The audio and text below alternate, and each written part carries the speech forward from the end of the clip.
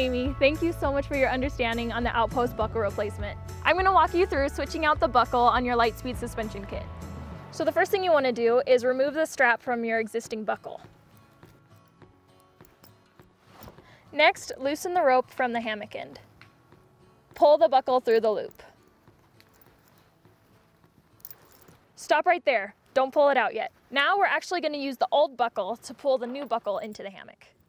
What you're going to do is take the loop of the new buckle and put it through the old one. Then take the new buckle and put it back through its own loop.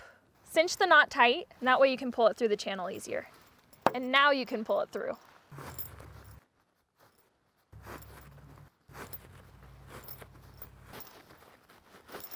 And you can feel the knot in there, so just keep pulling until it gets closer to the end.